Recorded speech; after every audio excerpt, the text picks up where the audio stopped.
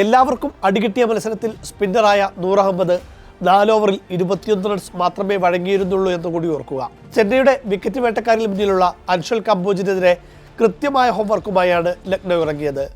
തുടർച്ചയായ 4 സിക്സർ ഉൾപ്പെടെ 28 runs അടിച്ചുകൂട്ടി Marsh ആദ്യം തന്നെ അൻഷലിൻ്റെ കോൺഫിഡൻസ് കളഞ്ഞു. നിക്കോളാസ് പുരാനും 4 സിക്സർ തുടർച്ചയായി അടിച്ച് കാംബോജിനെ അക്ഷരാർത്ഥത്തിൽ കൊന്നു. 2.4 ഓവറിൽ 63 റൺസാണ് കാംബോജ് വഴങ്ങിയത്. 16 പന്തിൽ വിട്ടുകൊടുത്തത് 63 റൺസ്. 23.62 കാംബോജിൻ്റെ ഇക്കോണമി. IPL ചരിത്രത്തിൽ തന്നെ 2 ഓവറിൽ കൂടുതൽ എറിഞ്ഞ താരങ്ങളിൽ ഏറ്റവും മോശം ഇക്കോണമി ഇപ്പോൾ കാംബോജിൻ്റെ പേരിലായി. അതേസമയം ഓവർട്ടണ് പകരമെത്തിയ സ്പെൻസർ ജോൺസന്റെ ഭേദപ്പെട്ട പ്രകടനം ചെന്നൈക്ക് ആശ്വാസമാണ്.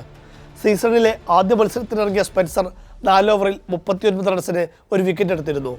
ടോപ്പ് ഓർഡർ തകർന്നപ്പോൾ 42 പന്തിൽ 71 റൺസ് എടുത്ത കാർത്തിക് ശർമ്മയും ചെന്നൈക്കായി നന്നായി കളിച്ചു. ഇത്രയും വലിയ സമ്മർദ്ദഘട്ടത്തെ അതിശയകരമായ രീതിയിൽ കൈകാര്യം ചെയ്ത കാർത്തിക് ശർമ്മ വലിയ അഭിനന്ദനം അർഹിക്കുന്നുവെന്നാണ് തൻ്റെ പോഡ്കാസ്റ്റിൽ ചെന്നൈയുടെ മുൻതാരം കൂടിയായ അശ്വിൻ പറഞ്ഞത്. 7 വിക്കറ്റിൻ്റെ തോൽവി ചെന്നൈയുടെ നെറ്റ് റൺ റേറ്റിനെയും ബാധിച്ചിട്ടുണ്ട്.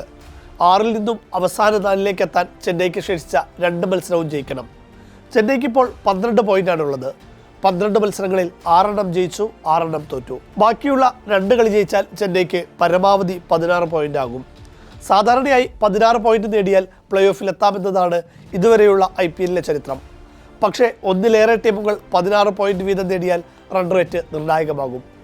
റൺ റേറ്റ് മെച്ചപ്പെടുത്തി പ്ലേ ഓഫിന് കയറാൻ 2 മത്സരവും നല്ല മാർജിനിൽ ജയിക്കുക എന്നതാണ് ചെന്നൈക്ക് മുന്നിലുള്ള വഴി.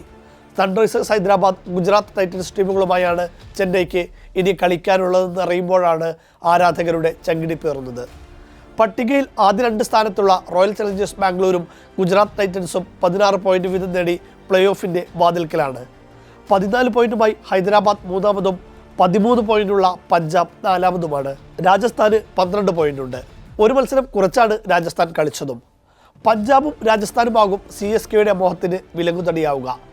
പഞ്ചാബ് 2-ൽ 1 തോൽക്കുകയും രാജസ്ഥാൻ 3-ൽ 2 എണ്ണം തോൽക്കുകയും ചെയ്താൽ ചെന്നൈക്ക് പിന്നെ റൺ റേറ്റ് നോക്കേണ്ട. 2 എണ്ണം ജയിച്ചാൽ മാത്രം മതി.